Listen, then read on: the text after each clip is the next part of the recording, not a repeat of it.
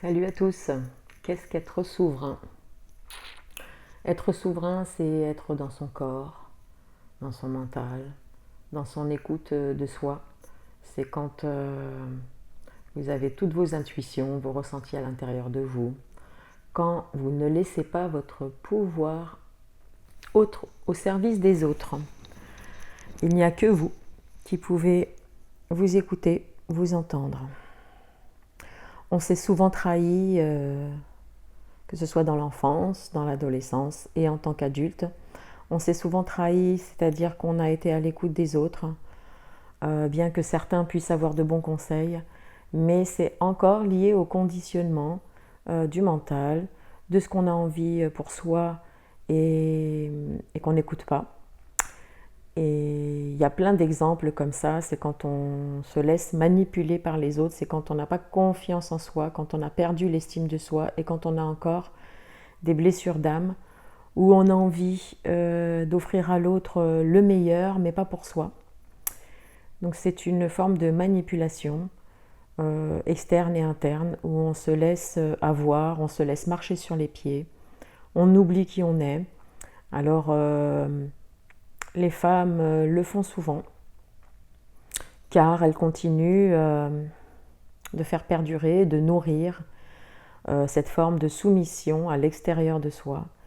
On fait ça pour plaire aux autres, pour ne pas perdre leur amour. Et donc c'est comme une forme de chantage affectif, mais très inconscient très souvent. Donc on ne perçoit pas qu'on donne son pouvoir à l'extérieur, même si au fond de soi, on n'est pas d'accord sur plein de situations. Les exemples, ça peut être, je ne sais pas, vous êtes avec votre mari ou l'inverse, avec votre femme. Et puis, c'est elle ou lui qui pose un cadre bien précis. Il faut manger à midi, que c'est lui qui prépare les vacances. C'est lui qui dit où est-ce que vous allez aller. C'est lui qui vous dit c'est bien de rentrer à telle heure. C'est vous qui vous dit combien de temps rester au téléphone avec vos amis. C'est lui qui commande. Alors je parle de lui, mais ça peut être elle aussi. Et vous faites ce que les autres vous demandent, mais pas ce que vous ressentez en vous et ce que vous voulez pour vous. En fait, c'est les autres qui font la pluie et le beau temps pour votre vie. Mais derrière tout ça, vous ne savez pas qui vous êtes.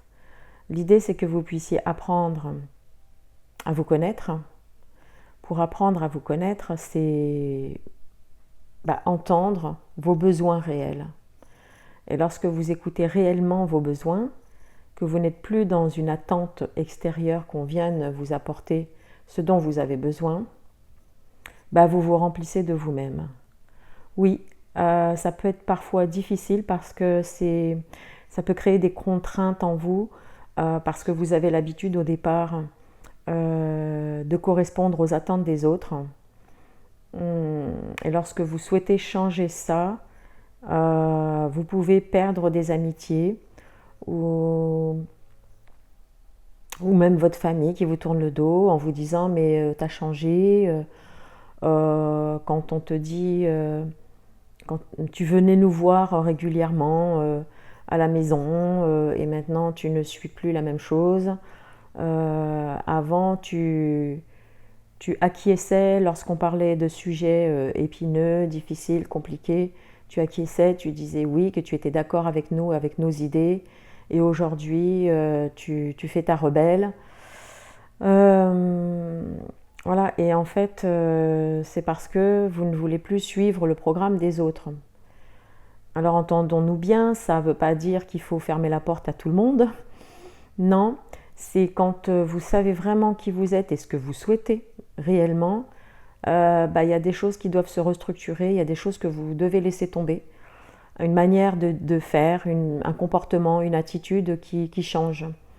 Donc ne plus vous laisser faire, ça veut dire garder votre esprit en vous et plus savoir ce que vous voulez. C'est ce que je propose lors de mes soins énergétiques, de mes séances, c'est que vous puissiez apprendre à vous désirer, à ne plus contrôler aussi les événements, ne plus être dans le contrôle, vous plaire, vous désirer, et lorsque vous acquiescez pour quelque chose pour vous, que vous n'ayez pas la crainte de perdre quelqu'un qui vous tourne le dos ou que ça crée des conflits. Parce que quand vous êtes beaucoup plus vous-même, plus à l'écoute de ce que vous souhaitez réellement pour vous, ben, vous ne vous fragmentez plus et vous n'attendez plus à l'extérieur de vous ce que vous souhaitez réellement, puisque c'est vous qui vous l'apportez. Et c'est ce qui est le plus difficile, c'est d'entendre des reproches à l'extérieur, d'entendre des personnes qui ne vous voient plus comme l'image que vous avez donnée de vous. Comment est-ce que vous savez que vous êtes dans votre souveraineté? C'est quand vous n'avez plus peur, vous n'avez plus de rancœur vis-à-vis de vous-même, et quand vous n'avez plus peur que les personnes vous tournent le dos, en tout cas celles qui ne correspondent plus à celle que vous êtes ou à celui que vous êtes.